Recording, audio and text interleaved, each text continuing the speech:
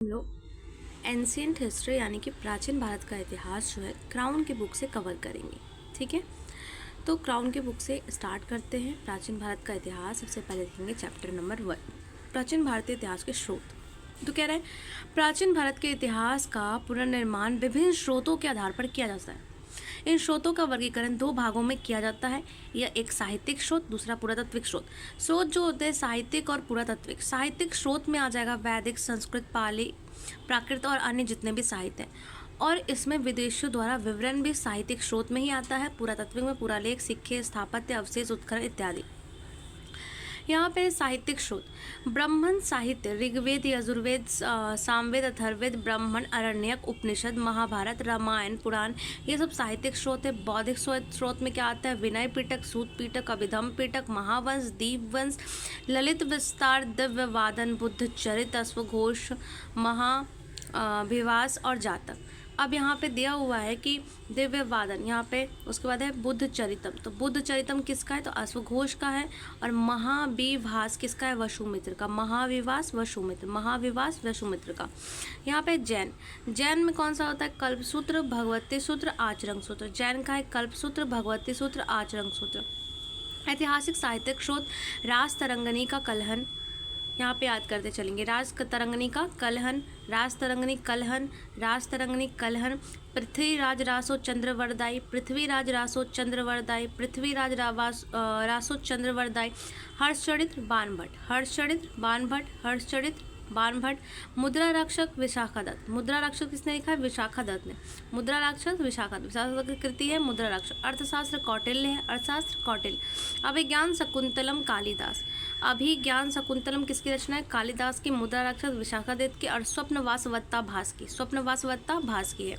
अब यहाँ पे राजा है, अब यहाँ पे दिया हुआ है कि राजा उनके द्वारा रचित। तो गाथा सप्तशती हाल ने लिखा है। गाथा सप्तशती किसका है? हाल। सतवाहन वंश के राजा हाल का है। मत विलास प्रहसन किसका है? महेंद्र वर्मन का। मत विलास प्रहसन महेंद्र वर्मन, मत विलास प्रहसन महेंद्र वर्मन का है। रत्नावली नागानंद प्रियदर्शिका हर्षवर्धन, रत्नावली नागानंद प्रियदर्शिका और हर्षवर्धन का है। मानसोल्लास, मानसोल्लास सोमेश्वर चालुक्य का है। मानसोल्लास किसका है? सोमेश्वर चालुक्य का। गाला सप्तशती हाल का, मत विलास प्रहसन महेंद्र वर्मन का, रत्नावली नागानंद प्रियदर्शिका हर्षवर्धन का, मनसोल्लास सोमेश्वर का। साहित्यिक स्रोत और ग्रंथ कलहन की राजतरंगी जो संस्कृत भाषा में है, पहली बार ऐतिहासिकता की झलक इसी ग्रंथ में मिलती है। यानी पहली बार ऐतिहासिकता की झलक जो है कलहन की राजतरंगी में मिलती है। महावंश दीपवंश बौद्ध ग्रंथ के दक्षिणी बौद्ध मत के ग्रंथ है। यानी कि महावंश और दीपवंश बौद्ध ग्रंथ के दक्षिणी बौद्ध मत के ग्रंथ हैं। ललित विस्तार बौद्ध ग्रंथ की रचना नेपाल में हुई है। ललित विस्तार की रचना पाणिनि ने पहले संस्कृत व्याकरण अष्टाध्याय की रचना की। पहला संस्कृत व्याकरण अष्टाध्याय पाणिनि ने रचना की। इसमें मौर्य काल के सामाजिक जीवन का वृतांत मिलता है। अष्टाध्याय में मौर्य काल के सामाजिक जीवन का। पतंजलि ने महाभाष्य की रचना की। पाणिनि के अष्टाध्याय पर आधारित है पतंजलि का महाभाष्य। ऐतिहासिक महत्व में प्रथम ग्रंथ की रचना हर्ष के दरबारी कवि बाण भट्ट ने की थी, जिसका नाम था हर्षचरित्र।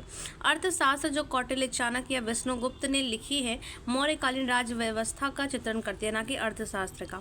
ये राज व्यवस्था को बताती है अर्थशास्त्र पुस्तक। वाकपति ने कन्नौज के राजा यशोवर्मन पर आधारित गौड़वा नामक पुस्तक लिखी। वाकपति ने कन्नौज के राजा यशोवर्मन पर आधारित गौड़वा नामक पुस्तक वाकपति ने लिखी है। राजा यशोवर्मन पर आधारित है। विभिन्न राजाओं के जीवन पर आधारित कुछ अन्य रचनाएं दिया हुआ यहाँ पे। हेमचंद्र का कुमारपाल चरित्रम हेमचंद्र। हामिर काव्य न्यायचंद्र, हामिर काव्य किसने लिखा है? न्यायचंद्र ने लिखा है। पद्मगुप्त ने नवसहासका चरितम लिखा है। विलास ने भोज प्रबंधन लिखा है। तमिल में लिखी राज के जीवन चरितों में नंदी का पल्लव शासक नंदी वर्मन तृतीय की प्रशस्ति है। तमिल में लिखी राज के जीवन चरित्र में ये जो है ये किसकी प्रशस्ति है? तो नंदी वर्मन तृतीय की प्रशस्ति है। विदेशियों द्वारा विवरण यूनानी लेखक सबसे पहले आते, तो यूनानी में याद करिए। यूनानी में कौन आएंगे? 5 आएंगे। हेरोडोटस, मेगास्थनीज, फिर एक अज्ञात आता है, फिर टॉलमी और Strabo. Herodotus, Megasthenes, Ptolemy, Strabo एक बीच में अज्ञात। हेरोडोटस ने क्या किया? इसे इतिहास का पिता कहा जाता है और इसने हिस्टोरिका नामक पुस्तक की रचना की है, हेरोडोटस ने। मेगास्थनीज सेल्यूकस के राजदूत के रूप में चंद्रगुप्त मौर्य के दरबार में रहा। मेगास्थनीज जो था चंद्रगुप्त मौर्य के दरबार में रहा। इंडिका पुस्तक की रचना की थी इसने। इसके बाद अज्ञात लेखक, एक अज्ञात यूनानी लेखक ने ईस्वी सन पहली सदी में भारतीय बंदरगाहों की प्राकृतिक स्थिति और व्यापार पर प्रकाश डालते हुए अपनी रचना पेरिप्लस ऑफ द यूरेथियन सी यानी लाल सागर का विवरण में लिखा है। यानी कि पेरिप्लस ऑफ द यूरेथियन सी जो है पहली सदी में भारतीय बंदरगाहों की स्थिति पर प्रकाश डालता है। टॉलमी की ज्योग्राफी 150 ईस्वी के आसपास प्राचीन भारतीय भूगोल और वाणिज्य की जानकारी देता है। 100 ईस्वी में अज्ञात लेखक आया था जिसने पेरिप्लस ऑफ द यूरेथियन सी लिखा था और टॉलमी की ज्योग्राफी 150 ईस्वी के आसपास लिखी गई थी। स्ट्रैबो ने मेगास्थनीज के विवरण को काल्पनिक माना है और स्ट्रैबो जो था यूनानी लेखक उसने मेगास्थनीज के विवरण को काल्पनिक माना है। तो यहाँ पे 5 हो गया। पहला कौन सा था? हेरोडोटस, मेगास्थनीज, एक अज्ञात लेखक, टॉलमी और स्ट्रैबो। अब है रोमन लेखक कौन था? तो प्लिनी एक रोमन लेखक था और इसने नेचुरलिस हिस्टोरिका भारत और इटली के बीच होने वाले व्यापारिक संबंधों को बताया। प्लिनी की नेचुरलिस हिस्टोरिका पुस्तक है जिसमें भारत इटली के व्यापार को बताया है। उसके बाद चीनी यात्रक, तो चीनी यात्री फैयान हुएनसांग इतिसन, 3 FHE फाहे यानी फाहियान हुएनसांग इतिसंग। फाहियान चंद्रगुप्त द्वितीय के दरबार में गुप्त शासक चंद्रगुप्त द्वितीय के शासनकाल में भारत आया 5वीं सदी में। फाहियान जो आया था ऐसे फा से लग रहा है 5 यानी 5वीं सदी में आया। फाहियान 5 यानी 5वीं सदी में आया और चंद्रगुप्त द्वितीय के दरबार में आया था। और फाहियान ने फू कोकी की रचना की थी जिससे गुप्त काल में भारत के सामाजिक, आर्थिक और धार्मिक स्थिति पर प्रकाश पड़ता है। उसके बाद आया हुएनसांग का युवानसांग भी कहा जाता है। ये हुएनसांग हर्षवर्धन के काल में आया था। यानी कि फाहियान जो आया था वो फा कोकी की रचना किया था 5 यानी 5वीं सदी में आया था और फाहियान चंद्रगुप्त द्वितीय के दरबार में आया था। और यहाँ पे है हुएनसांग, तो हुएनसांग जो है हर्षवर्धन के दरबार में आया था। हुएनसांग हर्षवर्धन के दरबार में आया था। सीयूकी की रचना की थी। 138 देशों का विवरण मिलता है इसमें और वार्टस के अनुसार वह भारत को इंटू नाम देता है। वार्टस के अनुसार हुएनसांग ने भारत को इंटू नाम दिया और हुएनसांग के मित्र हुइली ने हुएनसांग की जीवनी लिखी और हर्षवर्धन कालीन राजनीति के साथ साथ धर्म, रीति रिवाज आदि समाज का वर्णन भी इससे मिलता है। हुएनसांग आया हर्षवर्धन में, फाहियान आया चंद्रगुप्त द्वितीय में 5वीं सदी में, हुएनसांग हर्षवर्धन में सीयूकी की रचना की। इचिसंग 7वीं शताब्दी में आया। पहले आया फाहियान फिर आया हुएनसांग, ऐसे याद कर सकते हैं FHE फाहे। तो इचिसंग आया 7वीं शताब्दी में, भारत आया। नालंदा और विक्रमशिला विश्वविद्यालयों का वर्णन किया है इचिसंग ने। अब यहाँ पे अरबी लेखक सुलेमान फिर अलबरूनी, सुलेमान पहले 9वीं शताब्दी में भारत आया और पाल और प्रतिहार शासकों के बारे में लिखा। सुलेमान जो कब आया? तो सुलेमान आया 9वीं शताब्दी में। सुलेमान आया 9वीं शताब्दी में और इसने पाल और प्रतिहार शासकों के बारे में लिखा। अलबरूनी महमूद गजनवी का समकालीन था। अलबरूनी जो था महमूद गजनवी का समकालीन था अलबरूनी। और तहकीक हिंद या किताबुल हिंद की रचना की जिसने भारतीय निवासियों की दशा का वर्णन है। इनके अतिरिक्त तिब्बती बौद्ध लेखक तारानाथ भी 12वीं सदी में आए थे। सुलेमान 9वीं सदी में और सिकंदर का मोहम्मद गजनवी का समकालीन था अलबरूनी। और तिब्बती बौद्ध लेखक जो तारानाथ थे उन्होंने 15वीं शताब्दी में आए और उन्होंने कयुंगुर और तंगयूर से भारतीय इतिहास के कुछ जानकारी मिलती है। इनकी दो कंगयूर और तंगयूर है। पुरातात्विक स्रोत में देखें तो पुरातात्विक स्रोतों में अभिलेख, सिक्के, स्मारक मूर्तियां, चित्रकला आदि के अवशेष, मृतभांड आदि मिलते हैं। सर अलेक्जेंडर कनिंघम को भारतीय पुरातत्व का पितामह कहा जाता है। भारतीय पुरातत्व का पितामह कनिंघम को कहा जाता है। अभिलेख जो लेख, मुहर, प्रशस्त स्तूप, चट्टान, ताम्रपत्रों पर मिलते हैं उन्हें अभिलेख कहते हैं। एपिग्राफी क्या होता है? अभिलेखों के अध्ययन को पुरालेखिक शास्त्र या एपिग्राफी कहते हैं। उसके बाद है पॉलियोग्राफी, अभिलेख तथा दूसरे प्राचीन दस्तावेजों की प्राचीन तिथि के अध्ययन को क्या कहते हैं? पॉलियोग्राफी कहते हैं, पेलियोग्राफी। उसके बाद न्यूमिस्मेटिक्स, सिक्कों के अध्ययन को मुद्राशास्त्र या न्यूमिस्मेटिक्स कहते हैं। सिक्के, भारत में प्राचीन सिक्के पंचमार्क या आहत सिक्के कहलाते थे। साहित्य में इन सिक्कों को करशासन कहा गया है। पुराने सिक्के तांबे, चांदी, सोने के बने होते थे। तांबे, चांदी, सोने, शीशे के बने होते थे। आरंभिक सिक्के में कुछ प्रतीक मिलते थे पर बाद के सिक्कों में राजाओं और देवताओं के नाम और तिथि भी मिलने लगी।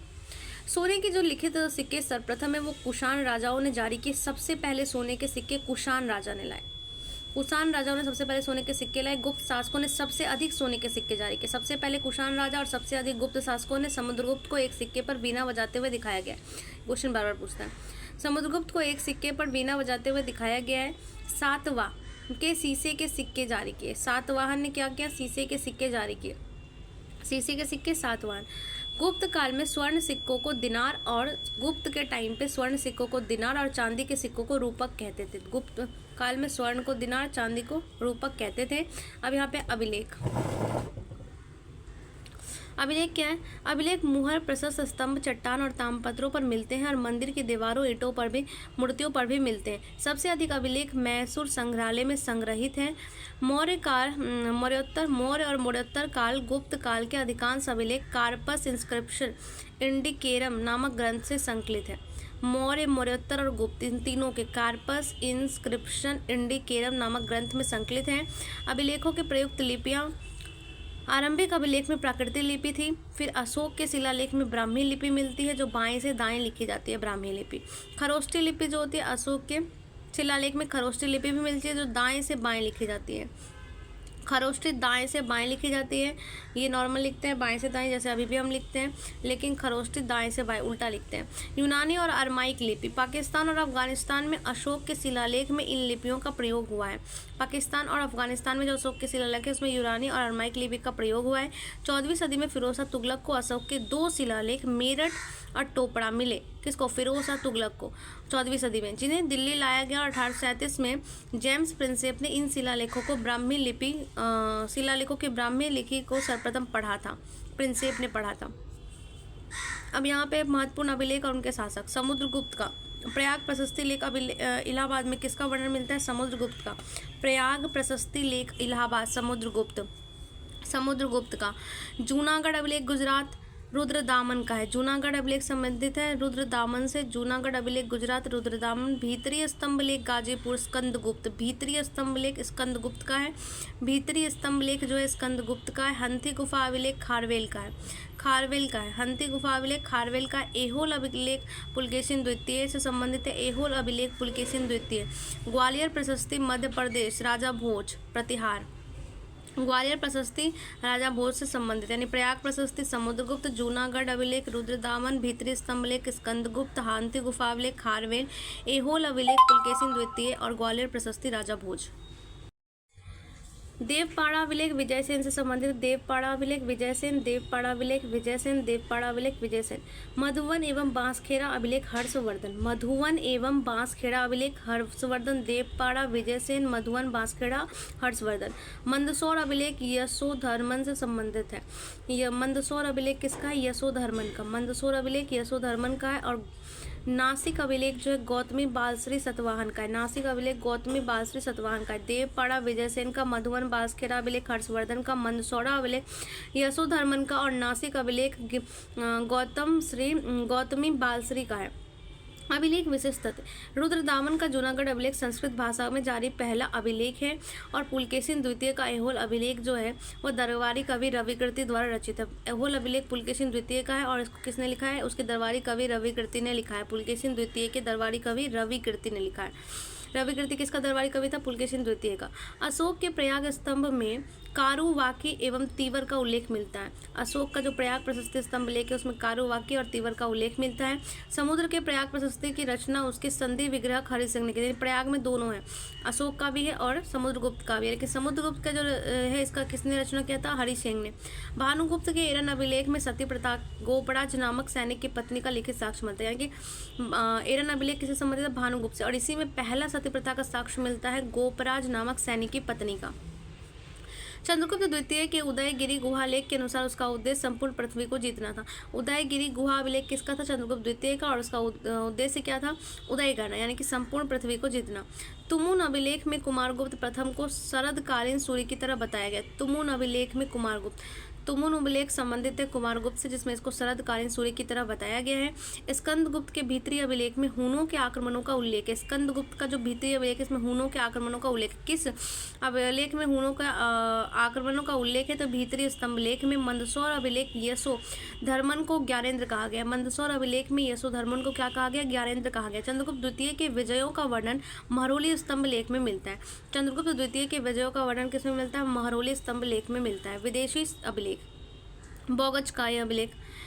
एशिया माइनर और मध्य एशिया में 1400 ईस्वी पूर्व में भारत संधि पत्र अभिलेख में वैदिक देवता मित्र, वरुण, इंद्र और न्यासत्य के नाम उल्लेखित हैं। बोगज कोई अभिलेख जो है ये 1400 ईस्वी पूर्व का है और इसमें वैदिक देवता के नाम उल्लेख है। किस अभिलेख में वैदिक देवताओं के नाम मिलते हैं? तो बोगज कोई अभिलेख में मिलते हैं, ये एशिया माइनर मध्य एशिया में है। हेलियोडोरस यूनानी राजदूत का बेस नगर विदिशा का गरुड़ स्तंभ लेख। हेलियोडोरस यूनानी राजदूत का बेस नगर गरुड़ स्तंभ का लेख भागवत धर्म की जानकारी देता है। किस में भागवत धर्म की जानकारी मिलती है? हेलियोडोरस के विदिशा यानी बेसनगर गरुड़ स्तंभ लेख में। प्राचीन भारतीय इतिहास के आधुनिक लेखक, यहाँ पे 1776 में मनुस्मृति का अंग्रेजी अनुवाद एक कोड ऑफ जंटू लॉज के नाम से कराया गया। यानी कि एक कोड ऑफ जंटू लॉज जो है वो मनुस्मृति है, जिसका अंग्रेजी अनुवाद मनुस्मृति का अंग्रेजी अनुवाद है। ये एक कोड ऑफ जंटू लॉज जो 1776 में कराया गया। Sir William Jones Asiatic Society of Bengal के संस्थापक। एशियाटिक सोसाइटी ऑफ बंगाल के संस्थापक कौन है? सर विलियम जॉन्स ने 1789 में अभिज्ञान शकुंतलम को अंग्रेजी में अनुवाद किया। सर विलियम जॉन्स ने। विल्किंसन ने 1785 में भगवत गीता का अंग्रेजी अनुवाद किया। यानी कि अभिज्ञान शकुंतलम का 1789 में और 1785 में विल्किंसन ने किया भगवत गीता का। बिसेंट ऑथर स्मिथ की पुस्तक अर्ली हिस्ट्री ऑफ इंडिया में प्राचीन भारत के सुव्यवस्थित इतिहास प्रस्तुत किया गया है। और ब्रिटिश इतिहासकार A.L. बैशम ने वंडर दैट वाज इंडिया लिखी है। Wonder that was India A.L. बैशम की है। Early history of India Besant author Smith की है। भगवत गीता का अंग्रेजी अनुवाद विल्किंसन ने किया 1785 में। अभिज्ञान शकुंतलम का अंग्रेजी अनुवाद विलियम जॉन्स ने किया। मनुस्मृति का एक कोड ऑफ जंटू लॉज के नाम से हुआ।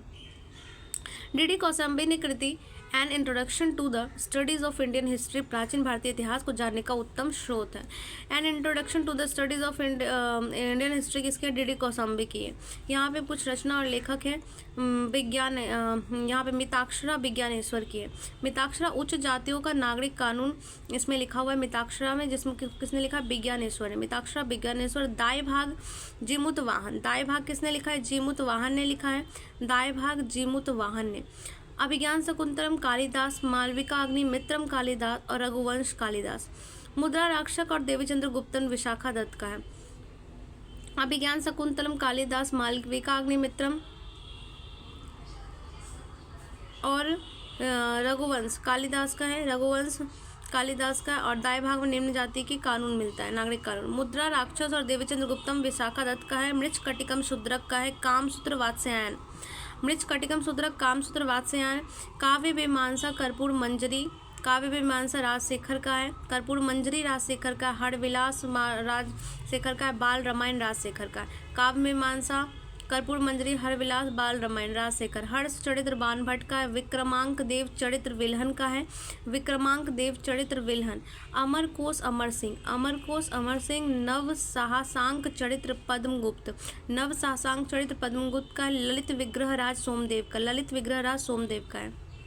और यहाँ पे कुछ है जैसे प्रबंध चिंतामणि मेरुतुंग का है। प्रबंध चिंतामणि मेरुतुंग का है। प्रबंध चिंतामणि मेरुतुंग का है। सिद्धांत शिरोमणि भास्कराचार्य। सिद्धांत शिरोमणि भास्कराचार्य। मूसिक वंश अतुल। मूसिक वंश अतुल। प्रबंध चिंतामणि मेरुतुंग, सिद्धांत शिरोमणि भास्कराचार्य, मूसिक वंश अतुल। मिलिंद पनो नागसेन का है। मिलिंद पनो किसकी रचना है? नागसेन की है। बृहद संहिता 12 मिहिर की है। बृहद संहिता 12 मिहिर की है। उत्तर रामचरित्र भवभूति ने लिखा है। उत्तर रामचरित्र किसने लिखा है? भवभूति ने लिखा है। काव्य दर्शन दंडी ने लिखा है। कुमारपाल चरित्र ने हेमचंद्र सूरी लिखा है। कुमारपाल चरित्र किसने लिखा है? हेमचंद्र सूरी ने। गोविंद गीत गोविंद जयदेव का है। चारुदत्त और स्वप्नवास वत्ता भास का है। चारुदत्त किसका है? भास का। चारुदत्त भास का है। स्वप्नवास वत्ता भास का है। पंचतंत्र विष्णु शर्मा। पंचतंत्र विष्णु शर्मा। बुद्ध चरित्र सूत्रालंकार अश्वघोष का है। बुद्ध चरित्र सूत्रालंकार किसका? अश्वघोष का है। भगवत गीता और महाभारत वेद व्यास। भगवत गीता महाभारत वेद व्यास का है। और भक्ति शतक भृतहरि का है। भर्तृहरि ने भक्ति शतक लिखा है। उसके बाद है यहाँ पे 10 अवतार चरित्र। 10 अवतार चरित्र क्षेमेंद्र का है। नीतिसार कामंदक का है। नीतिसार कामंदक नाट्य शास्त्र भरत का है, रामायण वाल्मीकि का, रामचरितमानस गोस्वामी तुलसीदास का है, बृहत कथा कोश हरिसेन का है, शिशुपाल वध माघ का है, संगीत रत्नाकर सारंगदेव का है, सुश्रुत संहिता सुश्रुत की है, सतसहस्रिका नागार्जुन की है, सतसई बिहारी हितोपदेश नारायण भट्ट का, हितोपदेश नारायण भट्ट, कृति कौमुदी सोमेश्वर का है और गार्गी संहिता कात्यायन का है।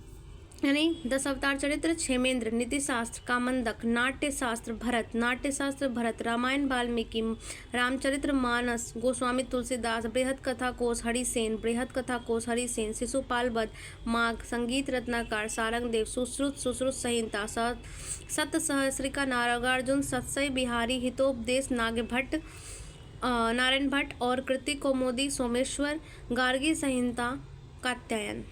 और यहाँ पे ये चैप्टर खत्म होता है। नेक्स्ट चैप्टर करेंगे।